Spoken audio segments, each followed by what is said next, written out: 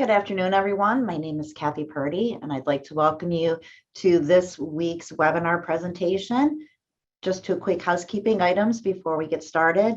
Please enter your questions in the Q&A box located at the bottom of your screen, and we will do our best to address those as time allows. Once the webinar has ended, if you would take a moment to complete the brief survey, we would appreciate that. We do share your comments and suggestions for future topics with our presenters. So today our moderator is Katie Anderson from our Albany office. I'm going to kick it over to Katie to have her get us started for the day. All right. Yes, I am the moderator today. I have lofty and big shoes to fill, but excited to do it. As somebody who's been on enough of these webinars, I think I know how they go. So starting up first will be yours truly. I will be going over the update from Albany. Up next, we're going to have Stephanie Fedorka. Last week, she gave excellent presentation, and we're going to keep it rolling. We're going to keep it rolling with what to do with that return to work guidance and the implementation of it and how it interacts with the HERO Act.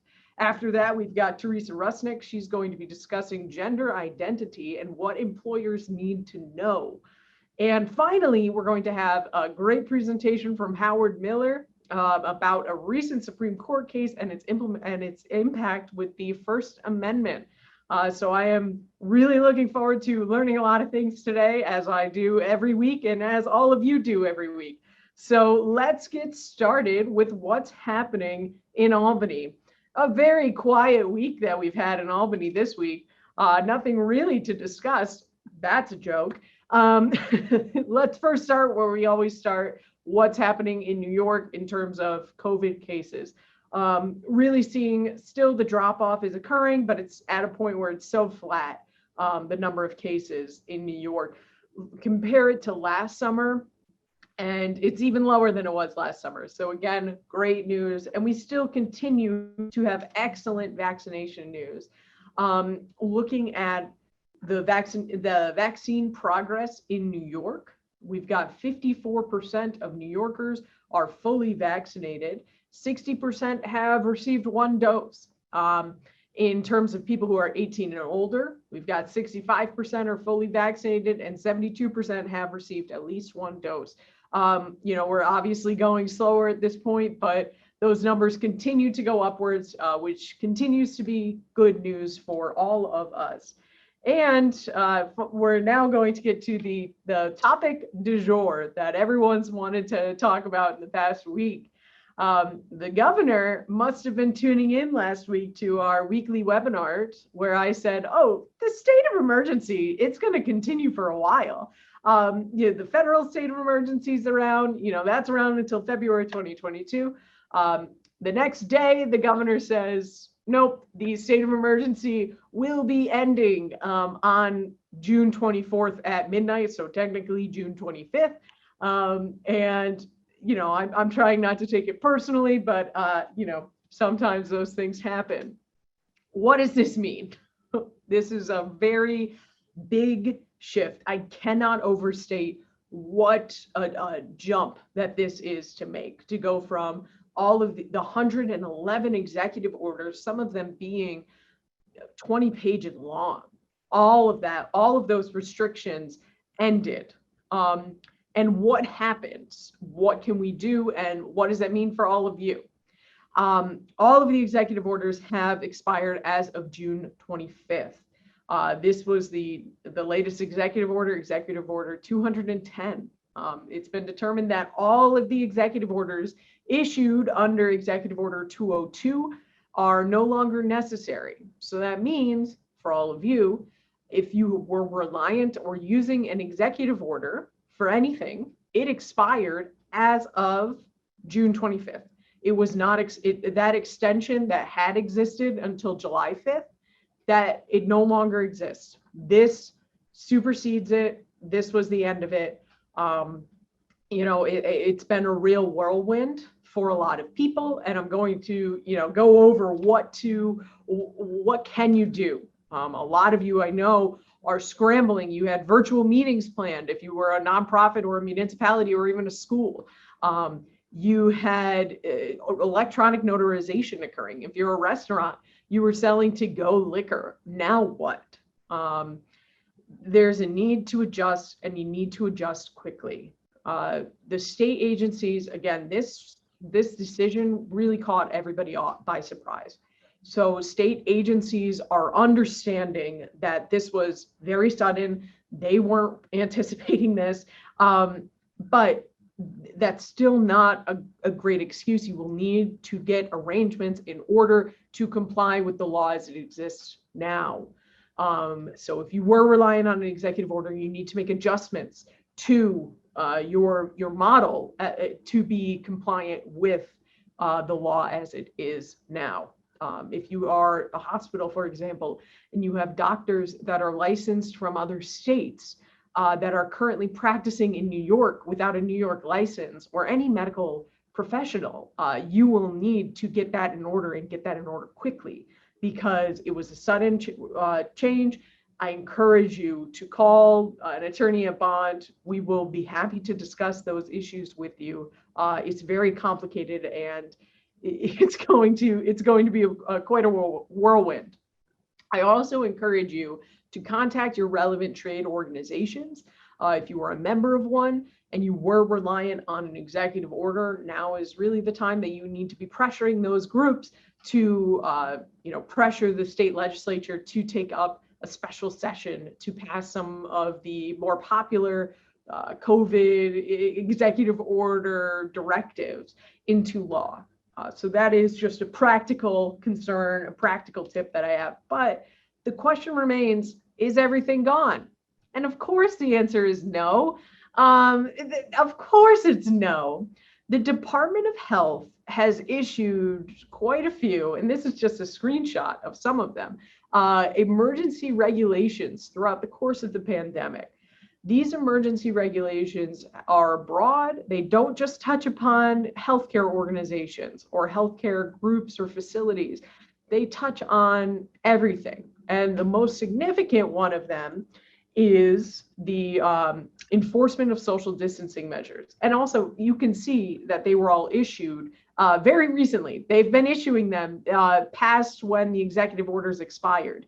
These emergency regulations are issued not based on the authority given to them in the executive orders, but based on authority given to them via statute or via already existing law. So that's why they are still in existence. They don't depend on the executive orders. So what's the one that will matter the most to all of you? It is this enforcement of social distancing measures regulation. This is the regulation that requires unvaccinated people to continue to wear face coverings when social distancing cannot be maintained. The penalty there is $1,000 per violation.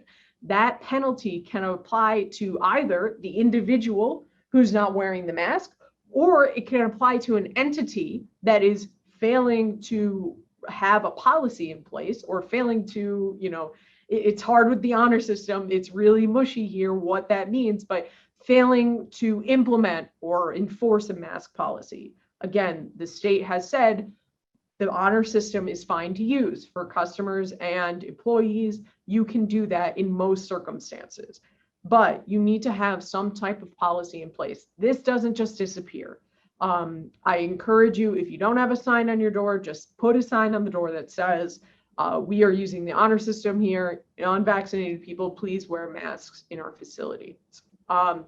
With that, that's going to be the end of my discussion. I will be in the chat answering some of the questions that we've received. And now I'm excited to kick it on over to Stephanie Fedorka. I'm very excited to hear about your take on the return to office plans. It's just been such a mess, and I look to you for more guidance. Thanks, Katie, and thanks for having me on again this week. Today, we're going to talk a little bit about what these return to office plans look like. It's a little bit of recap of last week's discussion, combining that with some of the lingering HERO Act requirements that you have to keep in mind. Next slide, please. Thank you. So what's next? So last week we talked a little bit about the difference between active guidance and archive guidance. So if you are still there's still guidance, return to work or reopening guidance, if you will, that is still in effect. Many of the guidance plans did get archived, which means they are not in effect, which you'll see in the right-hand column, but there are still some that are in effect. So it all has not gone away. If you fall into the active guidance column, you still are required to abide by that reopening guidance, which is still on all of these are still available online, and it's pretty clear whether it's archived or not. So if you fairs and festivals, large scale performing arts and entertainment, pre-K through grade 12 schools, professional sports with fans and public transportation, all of those return to work or reopening guidance documents are still in play and they're still active. So you still have to comply with them. All of these other ones, so if you don't fall into one of those categories, it's archived. And we'll talk a little bit about what that means and what the options are now for employers. Next slide, please. So as I said, if it's active, still applies, you still have to comply with it. If it's archived, you can choose to continue abiding by the guidance, but it's not required. But along those lines, organizations can still require masks and social distancing, regardless of vaccination status. So if you, as an organization, want to continue to have that reopening type of guidance in play and continue abiding by those policies, then that is certainly permissible. Next slide, please. So the CDC guidance is at play now. This is still relevant.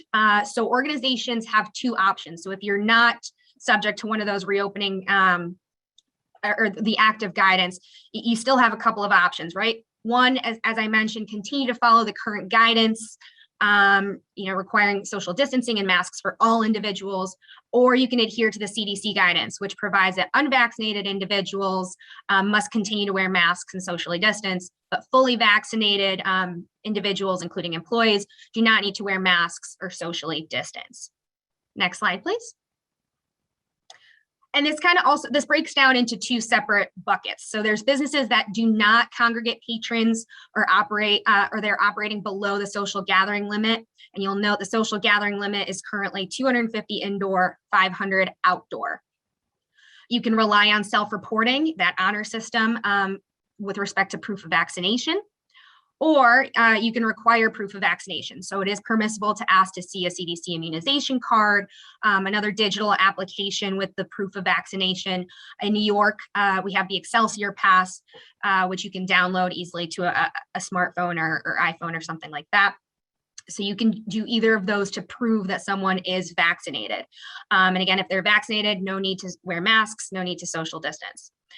You can apply the CDC guidance to the entire establishment, or you can separate it and have vaccinated versus unvaccinated sections within the organization and follow the guidance accordingly. So those in the vaccinated section would not have to socially distance, no masks required. Those in the unvaccinated section would have to still continue to comply with the social distancing and mask requirements. Business capacity is only limited by the space available for patrons or parties that are required to socially distance. Next slide, please. So businesses that congregate patrons and operate above that social gathering limit, so that's again that 250 indoor, 500 person outdoors, you must require proof of vaccination. So again, you can ask for the CDC immunization card, digital application, Excelsior Pass, any proof. You can apply the CDC guidance to the entire establishment or separate it into vaccinated versus unvaccinated sections. Indoor events above the gathering limit must require unvaccinated individuals to provide proof of a recent negative COVID-19 test. So that's important to note. But again, that really only applies if they're above the social gathering limit. And business capacity is only limited by space available for patrons or parties necessary to require that where that social distance is required. So businesses can operate at 100% capacity if all attendees are fully vaccinated. Some considerations to keep in mind, assigning part of the space for vaccinated versus unvaccinated based on total capacity. So trying to apportion, it may not necessarily be 50% vaccinated versus 50% unvaccinated sections. You can arrange it as you think may be fit. and assigning different times to vaccinated versus unvaccinated individuals, whether that's coming in times, departing times, or if it's shows or something of that nature, then that's another consideration as well. Next slide, please. So looking forward, again, even if none of the, even if you fall into that archived guidance column, don't throw away all of your reopening plans by any means, because I think we have to sit tight. If you recall the New York HERO Act, which applies to private employers only, there is a requirement to adopt an airborne infectious disease exposure prevention plan. And I believe many of the topics covered follow a lot of the topics covered in the reopening guidance. So the New York State Department of Labor is set to publish model plans or standards by hopefully July 5th.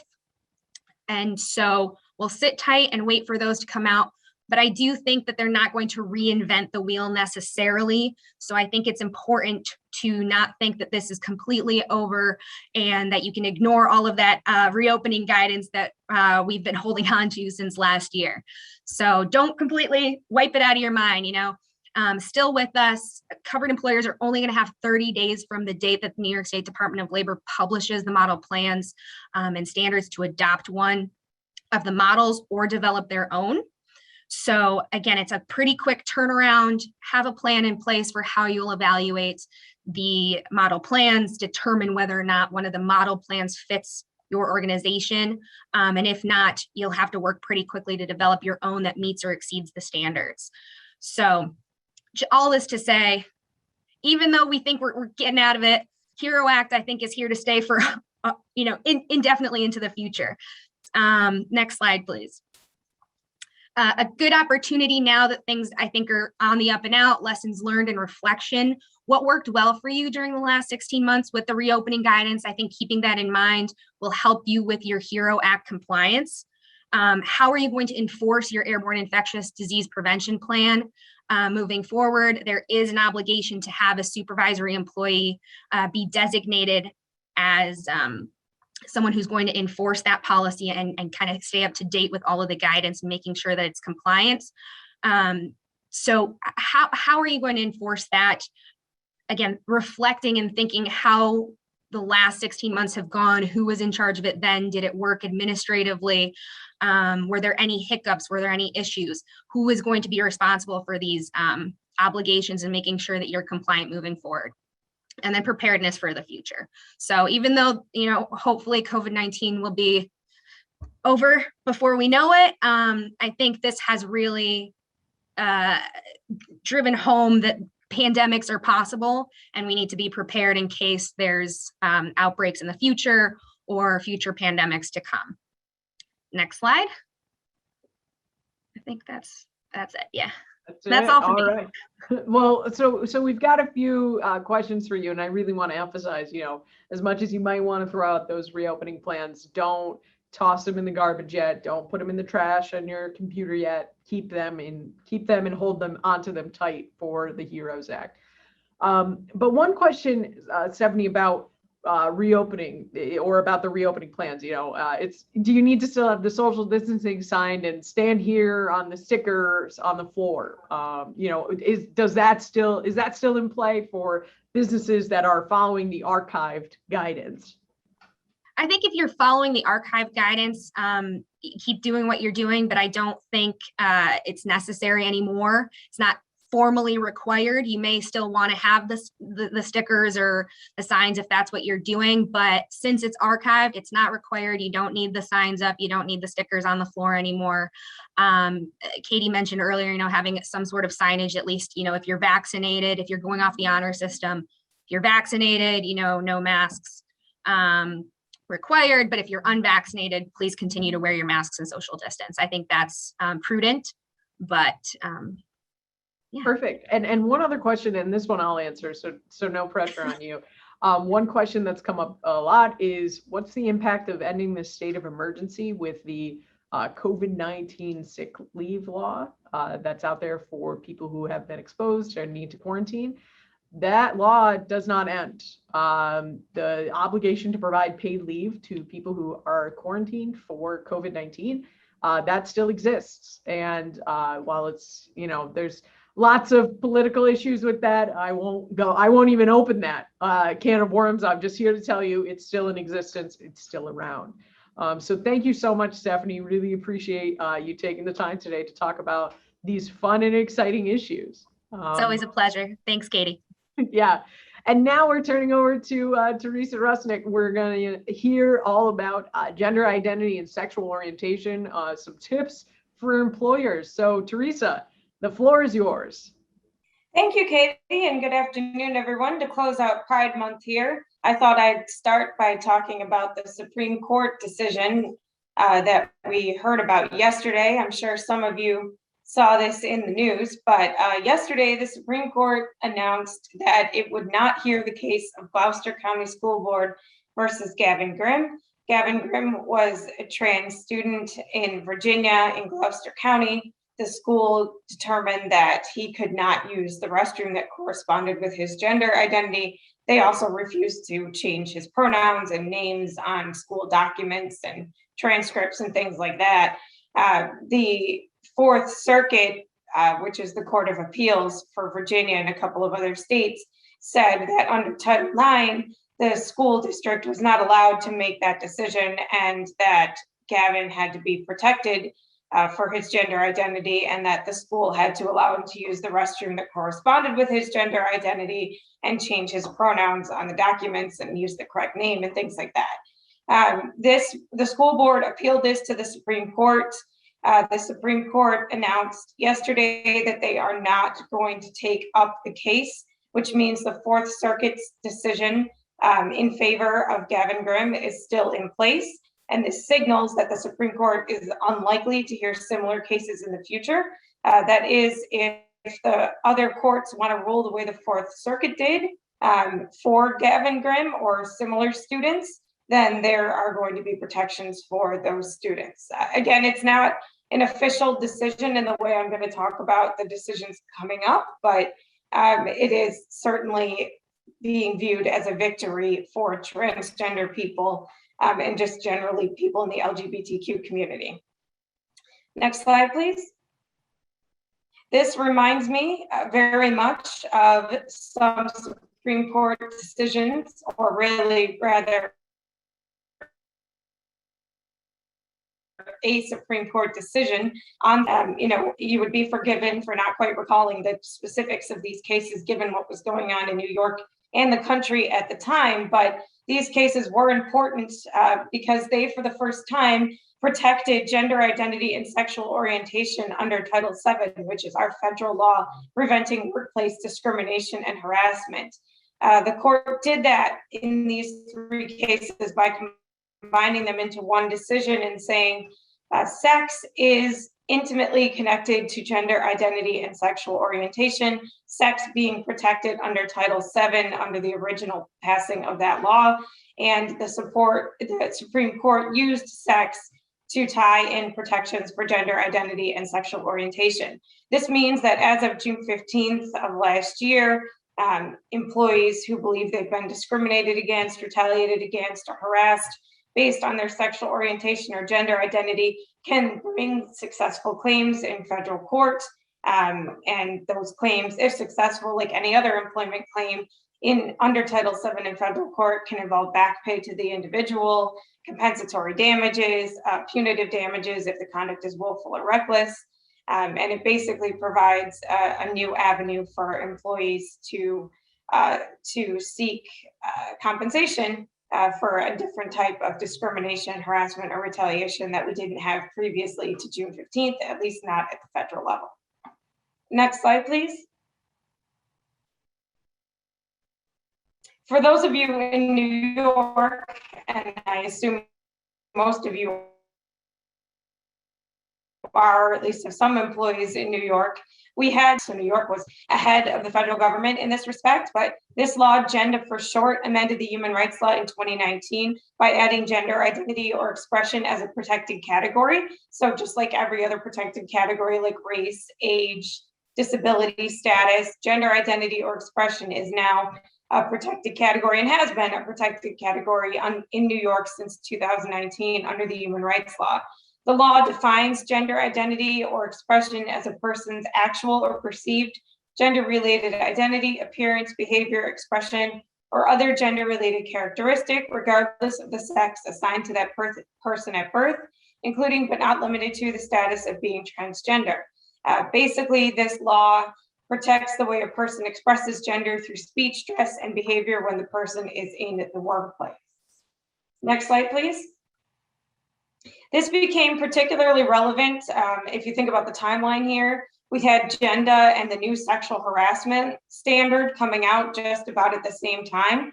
And so New York State really took the opportunity to link up gender identity harassment and discrimination as a type of sexual harassment. One of the ways it did that is by identifying gender stereotyping as illegal sexual harassment. This occurs when personality traits are considered inappropriate because they don't conform to other people's ideas or perceptions about how individuals of either gender or neither gender should look or act. That extends to things like looks, speech, personality, and lifestyle. You also commonly see it when someone is performing a job that is usually performed or was performed in the past by someone of the opposite sex or gender. That's things like men don't wear their hair that way, or women can't be pilots, or things like that are examples of gender stereotyping, and they are types of illegal sexual harassment. So with that, we see the tie-in between gender identity and gender expression to sexual harassment, which I'm going to talk a little bit more about in a couple minutes. Next slide, please. One of the questions I get a lot about gender identity and sexual orientation, but particularly about gender identity, is, what pronouns do we use for people, and what are the penalties for not using the correct pronouns? In New York, and now likely under federal law as well, the failure to use correct pronouns for individuals in the workplace is viewed as a form of discrimination and/or harassment. Correct pronouns may include a variety of different pronouns, from the ones that we more traditionally think of, like he, him, or she, her, to pronouns like they, them, or they, them. There's also a full list of other pronouns that I encourage anyone who's curious to Google or to research on their own. These are some of the more common ones that people can request that they be called in the workplace, and that the workplace has to attempt at least to comply with, and attempt to get their employees to comply with calling people the correct pronouns. It's illegal under New York City and New York State law if the use of incorrect pronouns is severe and pervasive. It's illegal under Title VII as well. In New York City specifically, they've set forth penalties specifically related to the use of incorrect pronouns. And as you can see, those are pretty hefty, up to $250,000 for willful violations. But even though New York City is the only place that's explicitly set forth these penalties, it's good to remember that incorrect use of pronouns, when it's done in a deliberate, discriminatory manner, is going to be illegal across New York State. Given that, it's important to educate employees about the importance of correct pronouns. Some people just don't understand why it's so critically important to use people's correct pronouns, and certainly to impose consequences for violations if people are consistently and deliberately not using the correct pronouns. There's always going to be a couple of times where people slip up, especially when the pronoun has changed, or it's not the pronoun that you used for someone previously. But when it continues to happen over and over, it starts to look like a deliberate act, and that brings us into the discrimination realm.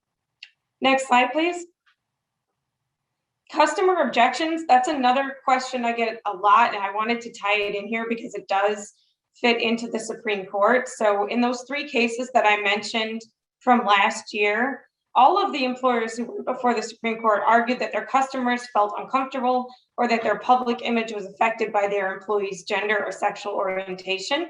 The Supreme Court rejected that pretty resoundingly, and they essentially found that presumed or actual customer or public prejudices are not sufficient bases to justify violations of Title VII, and I've added, or the New York City human rights law, because that would also be the case certainly under New York law. Loss of business and or public perceptions are not defenses to an employer's discriminatory actions. So basically, the Supreme Court said that may be true, that you actually are losing business or that your customers aren't comfortable, but that does not give you a valid defense to discriminate against employees based on their gender or sexual orientation. Next slide, please.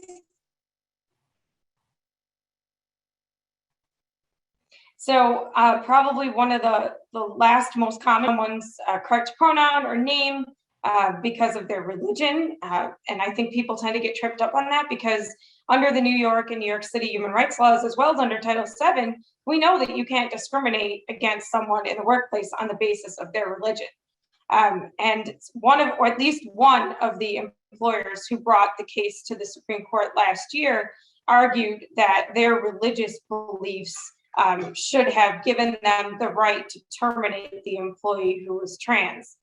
The Supreme Court rejected that argument, finding that an employer's actual or perceived religious objections do not justify discrimination. I've added in here, nor do a coworker's beliefs justify the same. It's not a violation of an employee's religious rights in the workplace to require the employee to follow the law, and the law in this case being to use the correct pronoun or to use the correct name or allow the person to use the restroom that conforms with their gender identity, etc. I will note here for religious institutions, Title VII does not apply to employees in ministerial positions. There are some other different defenses for religious institutions as well, churches, things of that nature. So if that is you, just please note that there may be some exceptions for you that apply here. And I encourage you to reach out to counsel if you want to know where the line is on that. Next slide.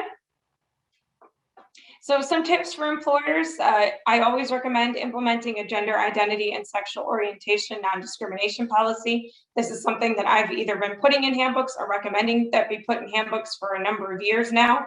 The policy can address things like pronoun use, name changes, restroom usage, confidentiality, and then of course the usual reporting of harassment and discrimination in the workplace.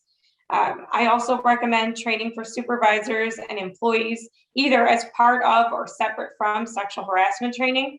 When I do sexual harassment training in different workplaces and for different workplaces, I always incorporate gender identity and sexual orientation, non-discrimination and harassment, because I think it often dovetails with sexual harassment and often cases on gender identity and sexual orientation discrimination are brought as part of sexual harassment cases as well. So I think that's a natural place to put it. You can also do a separate gender identity and sexual orientation non-discrimination training as well.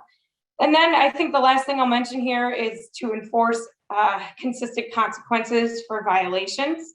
As I mentioned at one point, there are going to be, sometimes people slip up, they use the wrong name, they use the wrong pronoun, especially if it's a new change. But when people start to do it deliberately, or, they tell you flat out, they're not going to use the correct name or pronoun because they want to, or some other reason, that's really when the employer needs to step in and start enforcing consistent consequences for violations. It's really no different than any other discrimination or harassment that you would have in the workplace that you would want to prohibit. And I encourage you to treat gender identity and sexual orientation discrimination in the same way that you would treat disability or age or race discrimination or any of the other types of discriminations that you might be more familiar with. And with that, I'm going to hand it back to Katie. Great. Thank you so much, Teresa. I always enjoy learning lots of things. So this was very informative for me personally. So thank you so much. I really think that these tips are some great practical advice for all of you on the line to follow and to use and implement in your workplaces. Up next, our final act, we have our cleanup hitter for today. Howard Miller is going to be going over the Supreme Court decision regarding student First Amendment rights. I am fascinated to hear your take on this, and I'm sure others are on the edge of their seat as well. So yes, this case may be of interest not just to educators, but for anyone who has school-age children. It's the first time the Supreme Court addressed the issue of whether a public school district has the legal authority consistent with the First Amendment to discipline students for what they say and what they do on social media that is off campus. So doing it from their house or when they're out with their friends. So by way of background, the first time the Supreme Court addressed student free speech was back in 1969 in a case called Tinker versus Des Moines. And in this case, you had a group of students who were suspended for wearing black armbands in silent protest of the Vietnam War. And in this case, the Supreme Court made what has become in this area of law a very famous pronouncement that students do not shed their constitutional rights at the schoolhouse gates. That's certainly not what I was told when I was in high school, but that is still the law. That you would have to show that in order to regulate speech, that the speech in question would cause a substantial and material disruption to the school setting. And passive, silent speech would not have done so. So the students won that case back in 1969. The problem becomes, how do you apply that area of law or that holding to the modern era of social media, where there's immediacy, where things can go viral?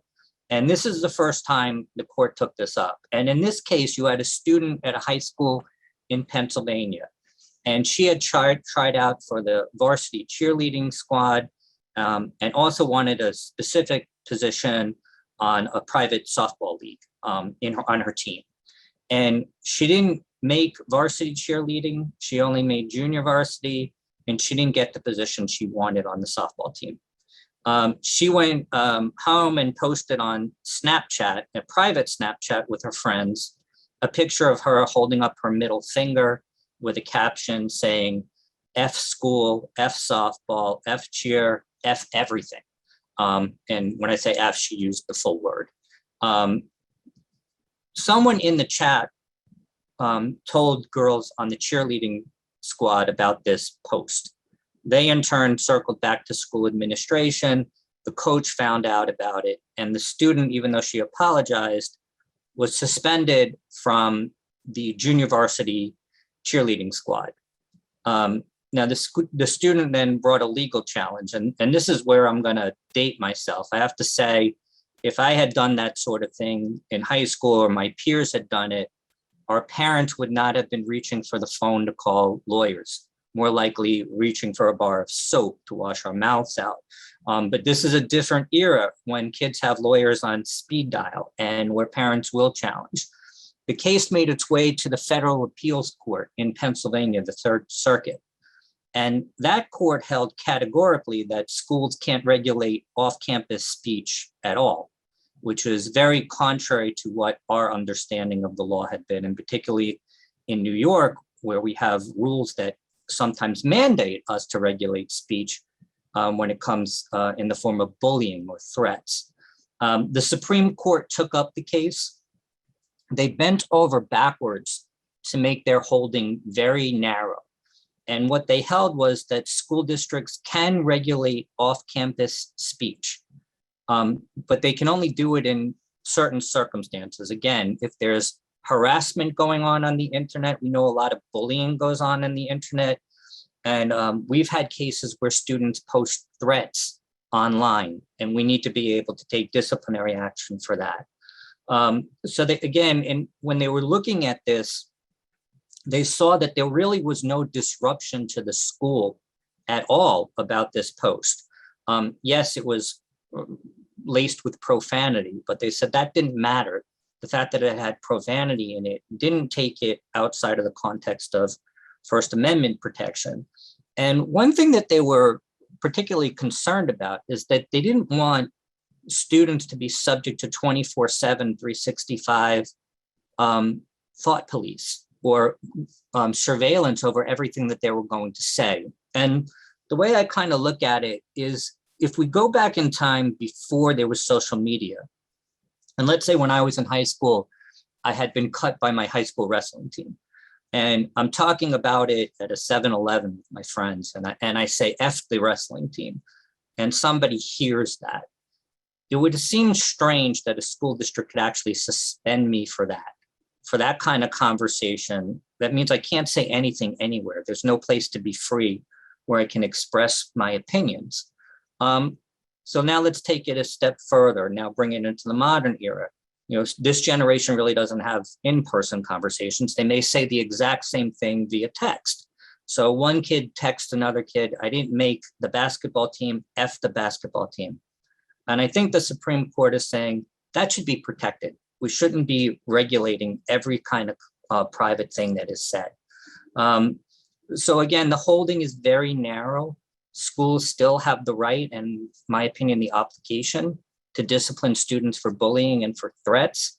One thing I tell my kids all the time that's important, the fact that this student didn't get suspended for this or couldn't be suspended for this, it's still not a good idea to put these things out there. And I know Snapchat things disappear within a certain period of time. Other postings, though, are permanent, or someone could take a picture of your Snapchat or Instagram post and repost it. College admissions officers do social media searches when they are looking at potential students. And I know employers do social media searches. So if you have these things out there, and again, I do talk about it with my kids, and I think everyone should, these things could come back to haunt you. These posts that you do in, off the cuff, it's different back then before there was a permanent record of everything you posted. So living out loud does come with its consequences. So that's it. We'll have to see what comes of this, what the fallout of this decision is. One thing we've talked about, well, could you have an athletic code that would have addressed something like this? Because there are athletic codes that say you have to be a good citizen no matter where you are, no matter what type of the school year. The court didn't address that issue. The lower court talked about it briefly, and they said they weren't going to decide the issue because in this case, the code only applied to in-season activities, and this was off-season. But it's something to think about whether you could have a narrowly drafted code. So that is it. I've exercised enough speech for one day. That's right. That's right. Well, thank you so much. That was so interesting to learn about. I love, I feel like I'm back sitting in U.S. history and learning about, Tinker and all of those things. So thank you so much. And thank you to all our presenters. And thank you to all of you for attending this webinar. Again, we really appreciate all of you attending. And if you have further questions, feel free to reach out to your favorite or your least favorite bond attorney. We'll be sure to get back to you. Thank you so much.